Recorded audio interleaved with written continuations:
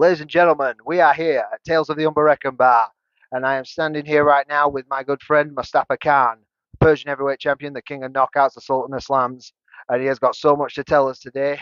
Mustafa, welcome to the show. Well, thank you for having me. Thank you so much for having me. Really appreciate it. Um, I'm intrigued and I'm looking so forward to it. Good to hear it. Right, well, as I always say, I always start this the same way, and I always say when you leave school, you're always told to have a plan, aren't you? So my question to you is, what? Because I know that wrestling isn't your only thing. So what was your plan leaving school, and has it worked out, or have you? Did it not work out, and you took another class? From your point of view, how has it gone for you? Well, to be honest with you, when I was in high school, we had a careers advisor, and I walked into the office for my appointment, and she asked me, she went, "Okay, young man, what do you want to be when you grow up?" And I said, "I want to be a wrestler." And she said, "You can't be a wrestler." I said, "Why can't I be a wrestler?" She went, "It's not a career. It's not this, that, and the other." Anyway, so I switched. I wanted to go into business. I wanted to do something. And so I ended up studying business and finance. Went to college and did that. But wrestling was still in the back of my mind. And that's what I wanted to do. That's great. And right, you say you studied business and finance, and do you use that in your modern day life now, or was it something that you studied but didn't really work out? It's something that I studied but never really worked out. So what I found was by accident, I joined a youth club as a volunteer. The reason I joined this volunteer because my dad had a wine store and I didn't want to be stuck in that wine store on a Friday evening. So I thought an excuse for me to get out, get, as far as away as I can possible. And as luck had it, the only youth club that was available for a volunteer was the one right next to my dad's wine store. So every Friday I used to leave there and spend a couple of hours at the youth club. And I found I was good at it. And one of the main leaders of the youth club, he was looking for all the kids one day. And I had them sat upstairs in a circle and we were talking about everything. And that's when he said to me, he went, "This is something that you should look into." But then from there, I started to work in a clothing store. And then from there, um, one of my family work in education in a high school, and they were saying they were after someone as a baby support worker. Never really done the job before, but because I'm 6'3", at that time I was 24 stone. They went perfect. So and that's it. But they wanted me to walk in at that school as a monster, but I wasn't. So I was there for the kids, and I found that I had a great connection with the kids. I'm from the streets, and these kids were from the streets. I knew what it's like to be poor. I know what it's like to struggle. I know what it's like to put your hand in your pocket and you ain't got nothing. And I wanted to be there for the kids, and that's it. And from there, 17 years I've worked in education. I had a bit of a blip. I left education for a couple of months. Now I've gone back as a head of year. That's great. That's great. Being there for kids, because we know that. I mean, I don't want to say this as like a generalization, but we do know that there have been and probably still are certain teachers that will just see it as a job, don't really put 100% into it. It's go in, read what's in the book, tell them what to do, and that's it. So it's good to know that there are people like you that are actually there for them. If you would, there's a story that you always tell us in training about the little fat boy that joined martial arts. Would you mind telling that story to the listeners? 100%, 100%. So basically, how it started off was I was asked as to be an inspirational talker, and I thought I was going to walk into a room full of 25 kids. That's it. I was wrong. I walked in and there must have been 300 to 500 people there, and typical me, never had anything planned. And so I talked about my best friend, and I wanted to talk about my best friend. And so basically, my best friend was massively overweight, and his uncle said, he goes, "You know what?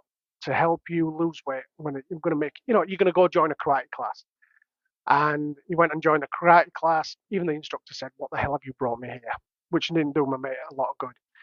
And as time went on, he did pretty well. And then it was time to get a karate suit. So they got the largest karate suit for him, and it still didn't fit. So his mum, who was a machinist, stitched more material around, and the belt, instead of going around his waist twice, went around his waist once.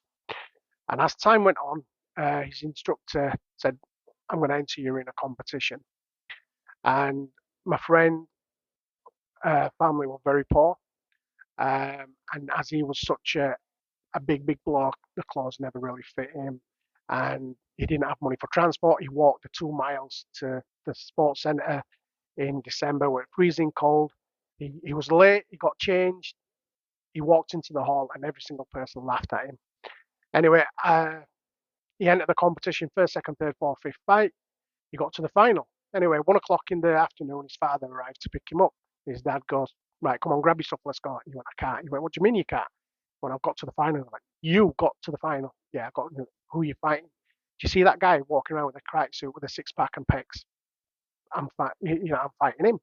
My friend said, so he was like, so his dad said, "Well, you're going to lose. Just grab your stuff, let's go." And for the first time in his life, my friend, he just said, "Look, Dad, I'm your son. You need to back me up." So his dad stayed, went to the final, and my friend ended up winning.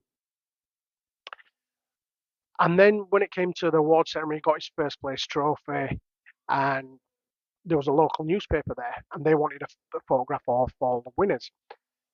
Basically, what happened was my friend's father said, "Look, you're an embarrassment. You're not going to have your picture taken, right? We're going." And my friend is a thinker. So as he was walking out, he saw kids that didn't even win the competition, didn't even win their first fight. They were getting treated to McDonald's and, well done, pat on the back and this, that, and the other. And here he was, entered his very first karate competition, and there was nothing. So anyway, got home, got changed, shower changed, went to sleep, and he's a thinker.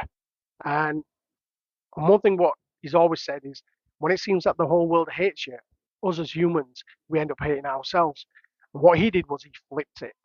He said, "So what?" He went, "It's okay. If the whole world hates me, fair enough, that's fine. Um, but I'm going to love and respect myself." And that's what he did. And from there, he followed his various dreams. So he's been on TV, he's been on cinema, he's been in magazine, he's modelled, um, he's done all sorts. And yeah, so he's done a lot. So do you want me to tell him who? So, well, you know what he's doing now? You know what he's doing now? Well, he's here talking to you now, and that was me. And this is why I work in education. This is why, because when one of the kids said to me, "Why do you do this job?" And I went, "I don't want you to go through the same pain that I've gone through," and that's what it's all about. And I hope you all stuck along for that story because after I said the little fat boy who joined martial arts, I have expected some people to tune out. But that's an inspirational story, and it's one that has definitely inspired me when I've been training to be a wrestler. That's why I love having this guy around. Right. We'll cue into your, as you said, you've also done acting. Man Like Mobeen, you've played a huge part in that. You've also been in a few films. You're making a few films right now. But can we go into the wrestling? When did you start wrestling? What got you into it? And take us through your journey as a wrestler. Wow. Okay, so I grew up with wrestling. So I used to be on a Saturday afternoon on our televisions. I'm that old. And how it happened was it was always my father's dream to become a wrestler. Yeah. So um, he was massively into his gym work. He had an amazing physique. He was into judo, but there was no wrestling. Um, so basically, I was competing in karate and kickboxing competitions, which were full contact, and I entered a kickboxing competition where I hurt someone pretty bad. I was going places, and I didn't want to hurt anyone, even though for the name of sport. And basically, a very well-known wrestler, UK wrestler, um, was a friend of mine back in the day. And he used to come to my store and we used to talk about wrestling. And he actually came up and said, "Look, I found this place. Can we go?" And in 2001, we both headed off to Stoke-on-Trent and we trained there. And when we asked the instructor there, "How long will it take for us to step into a ring?" He said a year and a half. But with my martial arts background, jiu-jitsu, kickboxing, karate, I had 3 training sessions and he put me in a match.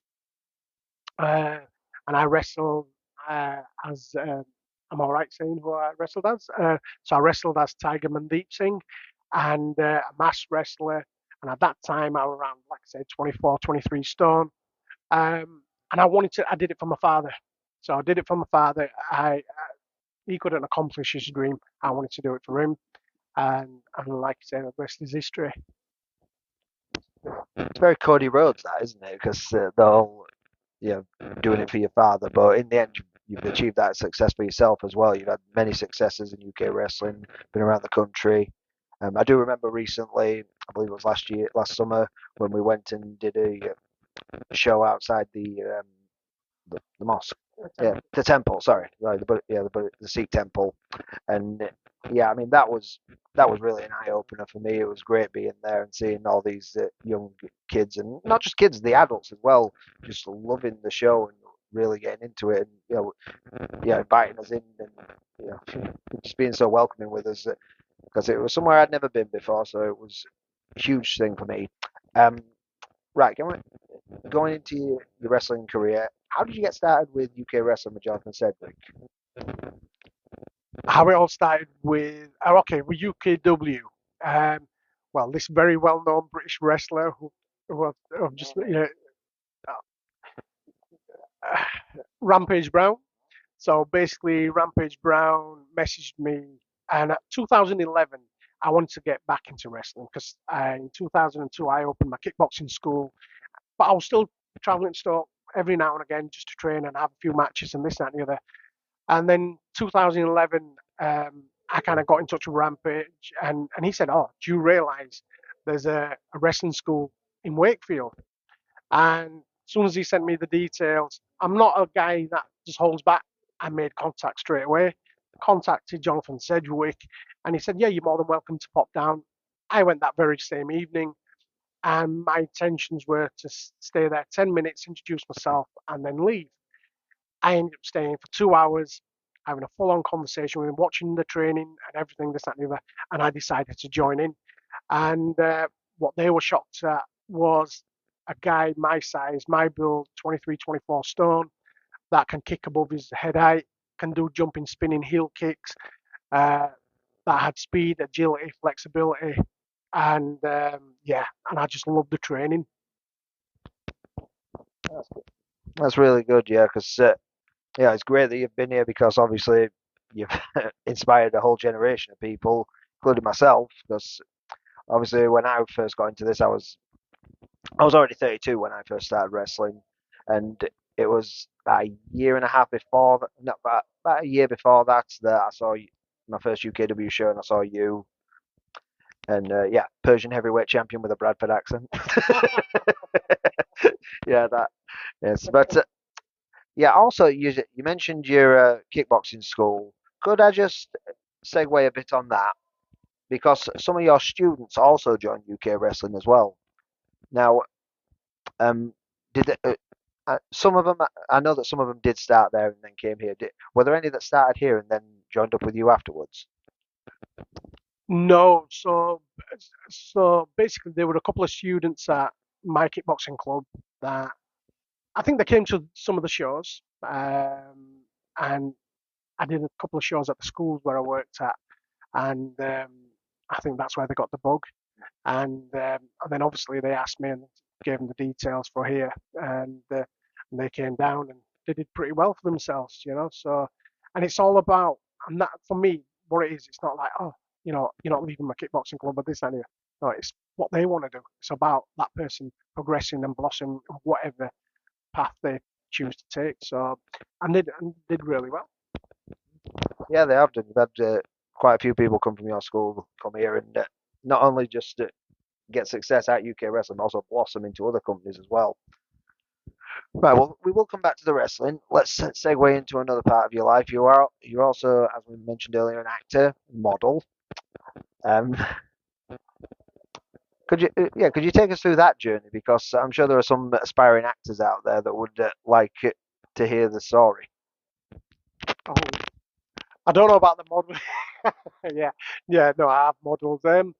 Basically with the acting, it's nothing that not really anything that I wanted to go into, but I was stopped in the street.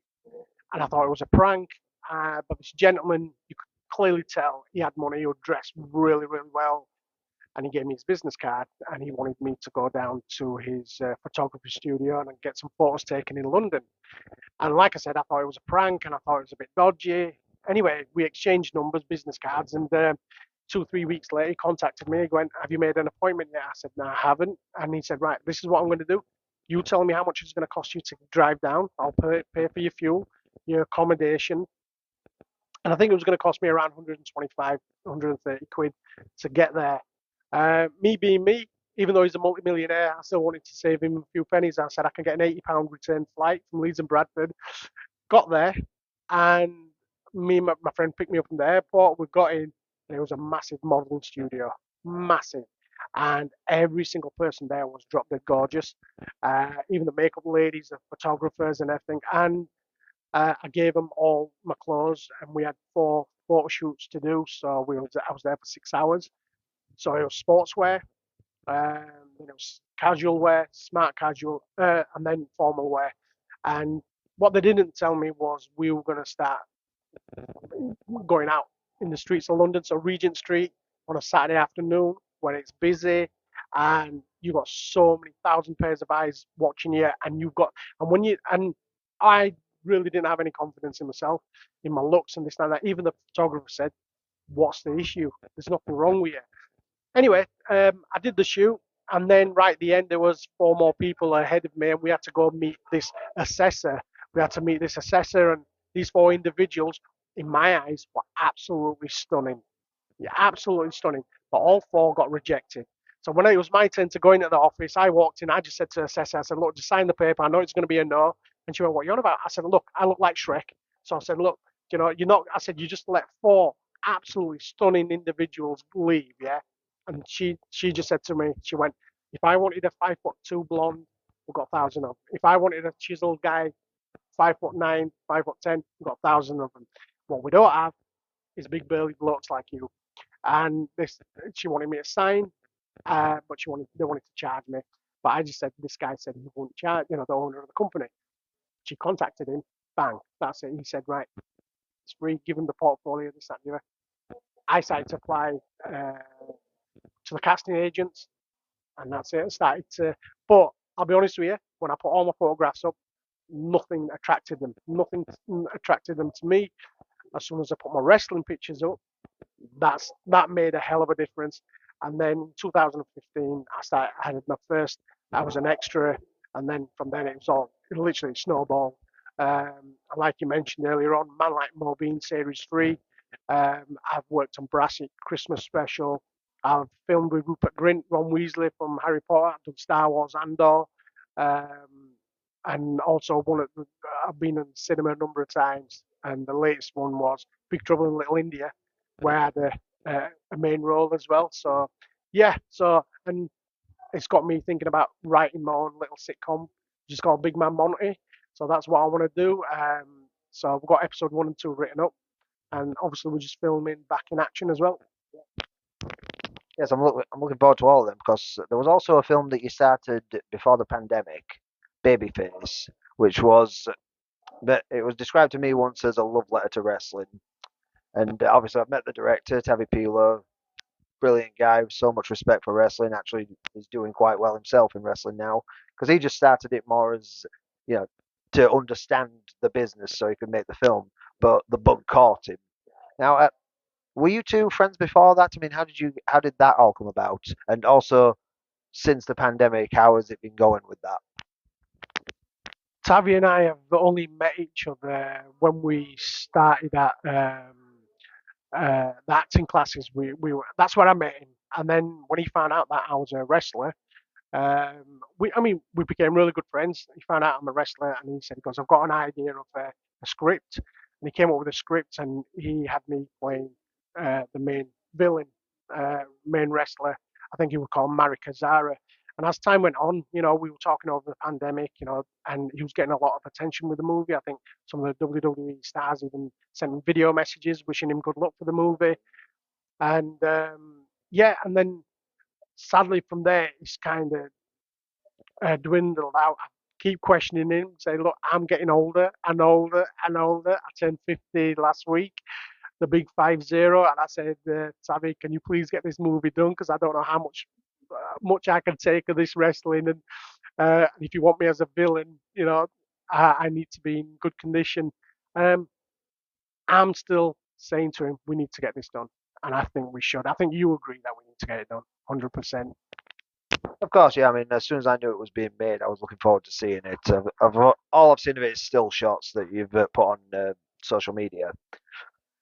But beyond that as well, you've also been filming. I don't know. Were you in the horror movie that they were doing? No. Okay, sorry, no. So you weren't in that, but you are filming Back in Action, as you mentioned, which is currently still filming, but looking really good, and so many talented people in that. And I do find it hard sometimes looking at the pictures on social media because the people who are playing the heavies, they're my friends, and I know them, so I see them and I'm just like, oh, so adorable. But yeah, I mean, going back to wrestling, of course, as I say, you've inspired a lot of people from your kickboxing club. You've inspired Tavi Pilo to follow his dream as well because he's still making movies, but and also Jonathan Sedgwick, you know, throughout all this shit, he's been pushed into the acting world as well, which he's always wanted to do. Where do you see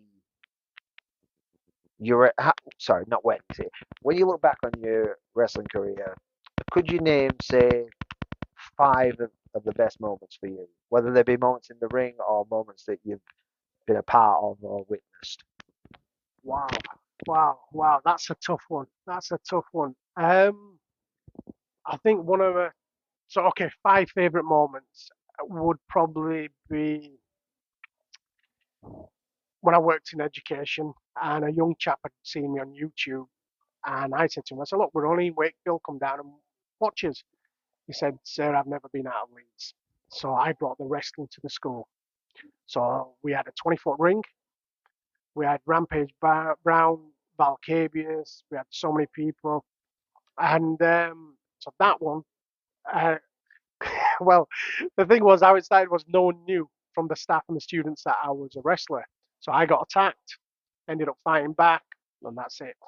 And so that one, like I said, majority of the stuff I do for the kids that can't go out to shows and this that, and the other.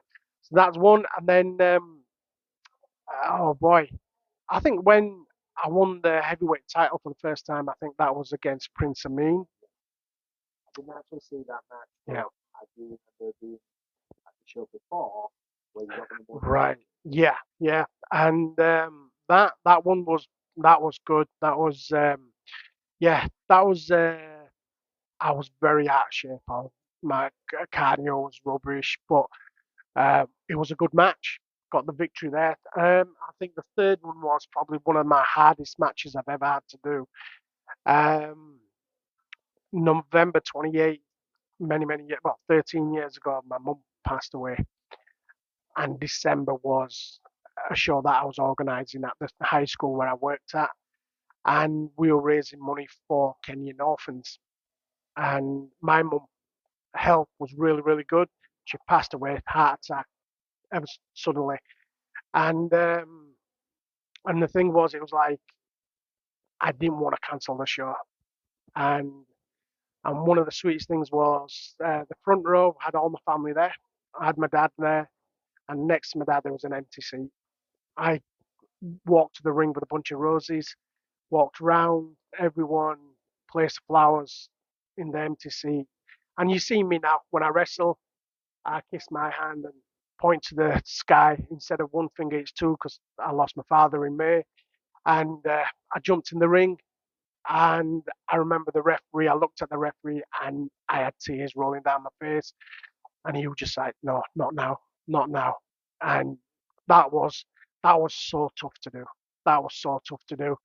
Um, and I think I think what I think there's quite a few where I'm really proud of my promos. Nice. So, so I can think from top of my head, and so I'm not going to say one particular match or anything like that, but you know, and I'm one of those where I I love every match, and it's yeah, and it's hard to pick the five, and because I'm one of those people, and I like to think I don't have an ego. I like to think that, and what I do is I don't even watch my own matches. So I'll have my match, and that's in the history now. That's in the past. I want to see what's next, what's available. At 50 years old, I want to I want to continue.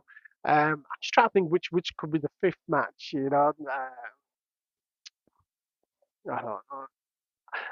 Ooh, I think to be honest with you, it's like probably one of the recent matches, probably against Johan Hunt. You know, that was I think I think that it was on my birthday, and I was really proud of that match. That was yeah, and I don't often say that I'm proud of myself, and like and a couple of things that you said that have inspired you. I'm an inspiration. I don't see it. I don't see it. I just think I'm put on this earth to help others, and and what the struggles I've been through, and what I want to do now is kind of focus on me as well, and realize that I'm not a bad guy. I'm not a, you know, and I need to accept that. Yeah, I am good at certain things, and I need to love and respect myself, and that's what everyone should be doing. But I'm always there for others, as you know, as you know. Well, okay, I put you on the spot there with the top five moments. Could could I be cheeky and ask you for your top five matches though? And it's like, whether you're proud of the match specifically or whether it was essential to the Mustafa Khan character. Our top five matches. Oh boy. I think we had I think that we had a casket match. Whatever everyone seems to love, and at the school where I worked at, and I'm kind of proud of that. Yeah, you were there. You were there. I think, oh bloody hell, it was like, yeah. I think that one, and I think one of the matches that I was really proud of was it was a match against a young chap called Karl Radunovic, and it was a last man standing match. And I think we were on before the main event. And after the match had finished, people started to get up and started to walk because they thought that was the main event. And but that was a hell of a match. And that I do like my hardcore matches. I like my weapons. I like this, that, and the other. And I think it was at Bration against Winter, uh, where keyboards were flying, and then last year me and Jonathan Sedgwick versus Firing Squad. Yeah, that was a decent one. That I love weapon matches. I don't know why. I just can't explain it. It's an adrenaline rush. And I think the most. Ooh, I'm just trying to think of that for the fifth one. I think back in 2011 when I made my debut against Valcabius because I was scared. Yeah, I mean that's the thing. Your first match always has a special place in your heart. Because I remember my first match, I stunk the place up. I felt so sorry for the guy I was wrestling because I was greener than vegan pea. So it's this was the thing. But the first match always is special to you because it's the one you learn from. But yeah, I know what you mean about weapons matches though, because when I was hardcore champion last year, I really got into that, and it's a shame you and I never got to go at it with that. Um, right. As an actor, here's a top five for your top five films. No, that you like your top five films. What I like to watch. Yeah. Ooh, that's easy. That's easy. These are some films that probably a lot of people haven't heard of. Okay, so American Gangster with Denzel Washington in. Fences. Yeah, Denzel Washington. The Fences is Denzel Washington. Um, a family thing. Robert Duvall, I think, and the guy that did Darth Vader's voice. Amazing movie. Um, a family thing. I'm trying to think. Oh, Always Outnumbered. Uh, some at Lawrence. Oh, and then no, no, no. He's been in Star Wars. You always say the MF word. That's yeah. Why Lawrence? No, what? No. It wasn't. No, it's the other one. Um, the other actor or something Lawrence. Gordon Bennett. I'll get it. This is what happens when you get 50. You forget. But my all-time favorite movie is Blood In, Blood Out, about the Latinos in them. Oh, awesome! And I'm going to tell you a secret here. Stupidity on my part. Back in the day when it was VHS, I went to get Terminator 2. They're all on hire. And there was one film called Blood In, Blood Out. Me and my cousin took it. We bought food. We put it on the video camera, watched it. We didn't touch our food. It was that good. Went back and I said to the guy, I want to buy this film. He went, I can't tell you it. He goes, it's our own copy. It cost us £78. I went, here's £78. I want that tape. And like an idiot, I bought it. I bought it and lent it, and I never got it back. I got it on DVD several times, lent them out, never got them back, but I've got it on DVD and no one's getting that copy. Yeah, so, yeah, they're my five. Good choices there, but as I say, anything with Denzel's in is good. I recently got my own fiance into Denzel Washington. I think we watched, what was it? I think it was The Equalizer that we watched, and as soon as she saw him, she was just like, handsome. And I was just like, oh, right, well, just say that right in front of me, why don't you? Yeah, but no, I mean, I've never heard of that Blood In, Blood Out. I might have to look into that. But yeah, I mean, right, I think that's all we need to do. We've covered a lot of ground in such a short space of time, but Mustafa, thank you for being part of it, Tales of the Unberechenbar. I hope to get you back one day. And just so everyone knows, we are on this day. It is UKW Revolutionary Road 2023, and Mustafa Khan just became UKW 2024. Sorry, yes. Right, it's still January. That's why I don't know. That's why I haven't changed it yet. But yeah, Revolutionary Road 2024. Mustafa Khan, Jonathan Sedgwick just took the UKW Tag Team titles. How many is that for you now? I think it might be 4 or 5. You see, that's it, and that's how much he pays attention. Yeah, you know what? I get so many titles, I don't need to know. But yeah, there'll be so much more coming at UKW, especially for Mustafa and hopefully for myself as well. But thank you all for tuning in. I'm the Wildcat Tommy Dillon with the Prince of Persia. No, no, the Sultan of Slams, the King of Knockouts, the Persian heavyweight champion, Mustafa Khan. Thank you very much.